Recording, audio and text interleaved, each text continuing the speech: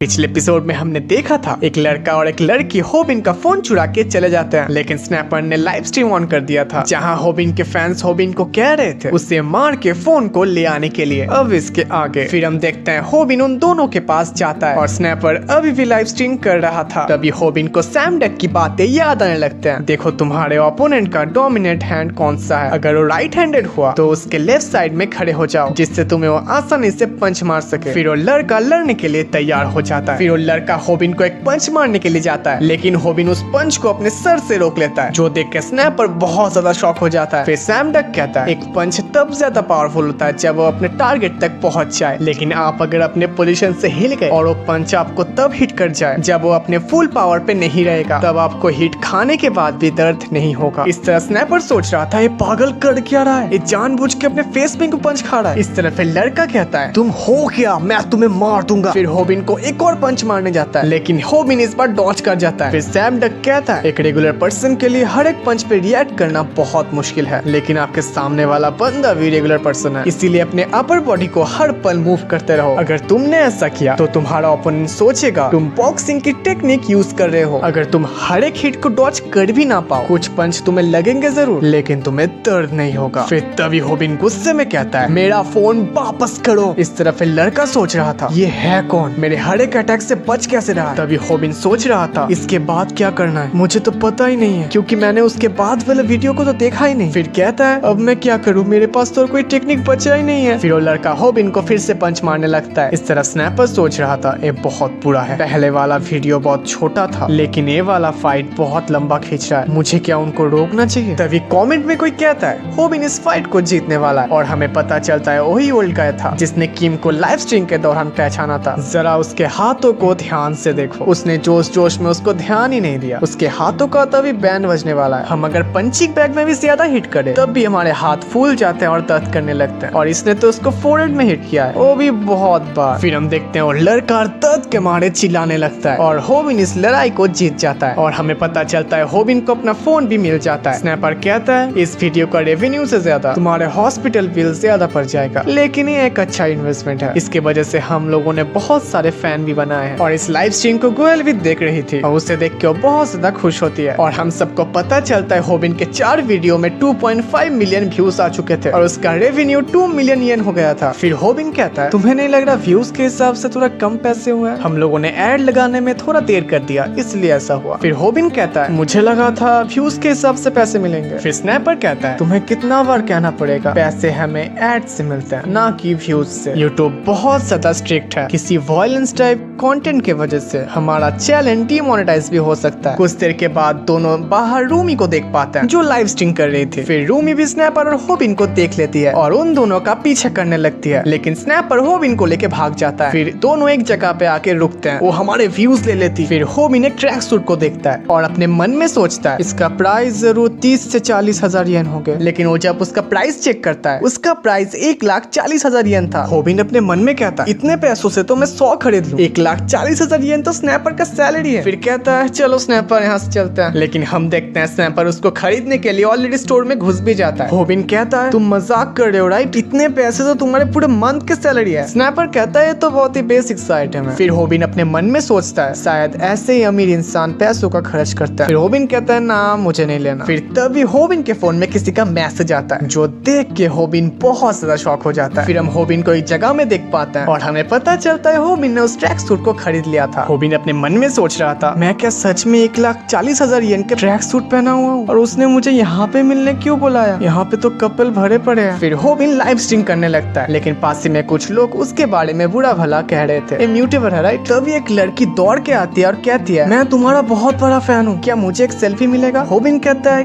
क्या मैं, लेकिन हमें पता चलता है वो लड़की होबिन को नहीं उसके पास वाले लड़के को कह रही थी, और वो भी एक यूट्यूबर है और जिसका नाम है जियोन, जिसके वजह से होबिन का पोपट बन जाता है। तभी जियोन किसी को नोटिस करता है और उससे बात करने की कोशिश करता है तुम बहुत खूबसूरत हो, तुम्हारे साथ क्या कुछ बात कर सकता हूँ, लेकिन वो लड़की उसे मना कर देती है और हमें पता चलता है और कोई नहीं भूमि होती है। भूमि होबिन को कहती है मुझे माफ करना मैं लेट हो गई, और हमने सेम ड्रेस पहना है, और उसे देख के होबिन बहुत ज्यादा शर्मा जाता है। इस तरफ लाइव स्ट्रीम में सब कह रहे थे कि सच में उसकी गर्लफ्रेंड है। फिर हम होबिन के पास्ट को देख पाता है, होबिन गरीब होने की वजह से उसका उतना ज्यादा फ्रेंड्स नहीं थे और वो हमें सबसे बुली होता रहता था, लेकिन किम पांगकू का क्लास ले लेता था, लेकिन आज मेरे सामने भूमि है। होबिन कहता है क्या हुआ मैं अमीर नहीं हूँ, क्या हुआ मैं पॉपुलर नहीं हूँ, मैं चाहता हूँ ये टाइम यहीं पे थम जाए। फिर हम देखते हैं गियोल उन दोनों का पीछा कर रही थी। चलते चलते उन दोनों का हाथ टच हो जाता है, जिससे भूमि शर्मा जाती है और होबिन तो अपने सपनों के दुनिया में खो जाती है। फिर वो सपनों से निकल आता है और हम देखते हैं वो एक कैफे में खड़ा हुआ था और अपने मन में कह रहा था क्या एक सपना था। फिर भूमि कहती है तुम्हें क्या कैफे में आना पसंद नहीं है। फिर होबिन कहता है नहीं मुझे पसंद है कैफे में आना। होबिन अपने मन में सोचता है मैं कितना बड़ा गधा हूँ, बस हाथ टच होने से। फिर हम पास में एक कपल को देख पाते हैं जो कहते हैं ओ देखो उन दोनों ने मैचिंग ट्रैक सूट पहना हुआ है, मुझे इस लड़की के लिए बुरा लग रहा है। और हम देखते हैं कि अब भी उनका पीछा कर रहे थे। इस तरफ होबिन भी बहुत ज्यादा नर्वस हो रहा था। फिर वो अपने ट्रैक सूट को उतार देता है। उसके बाद दोनों बातें करने लगते हैं। भूमि कहती है इसके बाद हमें कहाँ जाना चाहिए। होबिन कहता है मुझे नहीं पता। फिर भूमि कहती है होबिन तुम्हें क्या पसंद है, तुम्हारे हॉबीज क्या है। फिर होबिन कहता है उतना खास नहीं। फिर भूमि थोड़ा उदास होकर कहती है तुम अपने फ्री टाइम में क्या करते हो। फिर होबिन कहता है उतना खास कुछ नहीं। फिर भूमि कहती है चलो यहाँ से चलते हैं, मैंने तुम्हें घूमने जाने के लिए कहा था बिकॉज मुझे लगा था ये मजेदार होगा। हम जब चैट में बात करते हैं तब तो तुम बहुत अच्छे तरीके से बात करते हो, लेकिन अभी तुम 2-3 वर्ड से ज्यादा बात ही नहीं कर रहे। मुझे माफ करना, मैंने तुम्हें फोर्स किया मेरे साथ बाहर जाने के लिए। फिर भूमि वहाँ से जाने लगती है। फिर होबिन कहता है तुम्हें शायद एम्बैरेसिंग लगता होगा मेरे साथ होने में, मुझे माफ करना, मैंने पहले कभी किसी लड़की के साथ बाहर नहीं गया। इनफैक्ट मैंने उतना ज्यादा बात भी नहीं किया किसी लड़की के साथ, मैं कभी फैंसी कैफे में भी नहीं आया, मुझे पता नहीं यहाँ पे कैसे बिहेव करता है। मेरा हॉबी है बस घर पे बैठ के न्यू रूप देखना, मेरे कोई दोस्त नहीं है, मैं हॉलीडेज में भी घर पे बैठा रहता हूँ। मैं तुम्हारे सामने थोड़ा नर्वस हो रहा हूँ क्योंकि तुम बहुत ज्यादा क्यूट हो। ये सब बातें सुन के भूमि बहुत ज्यादा शर्मा जाती है। फिर दोनों वहाँ से चले जाते हैं। फिर हम गियोल को देख पाते हैं जो कहती है बहुत बढ़िया हॉबी। फिर हम रास्ते में भूमि को देख पाते हैं जो फोन में किसी से बात कर रही थी और कहती है ये मेरा बहुत पुराना दोस्त है ग्रेड स्कूल का और शायद तुम उसको पहचानते होगे, अभी वो तुम्हारे स्कूल में ही पढ़ता है। होबिन कहता है मेरे स्कूल में,